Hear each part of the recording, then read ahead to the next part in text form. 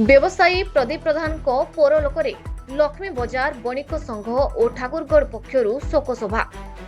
अनुगुल बंतला थाना अंतर्गत कुमरसिंगा ग्रामर व्यवसायी प्रदीप प्रधान बयस 50 वर्ष बुधवार भुवनेश्वर स्थित एक चिकित्सालय हृदघातर चिकित्साधीन अवस्था परलोक घटी।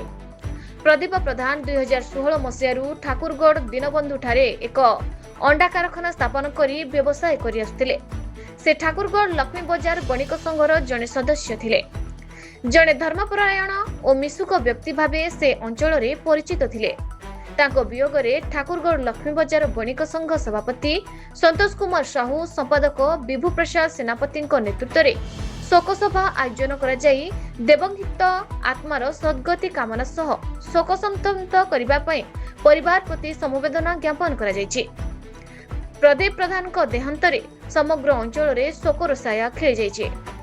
आठ मल्लिक गोविंद चंद्र नायक का रिपोर्ट, आगामी टीवी। जगन्नाथ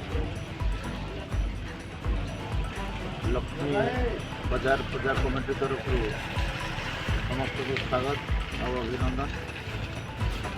आज एक दुखद दिन आमर स्वतंत्र अतिथि सभ्य श्रीजुक्त प्रदीप कुमार प्रधान महोदय स्वर्गावास होती। एणु से परिप्रेक्षी लक्ष्मी बजार कमिटी तरफ एक शोकसभा करी अमर आत्मार सद्गति निमंते जगन्नाथ निकट आम प्रार्थना करुँ एवं परिवार को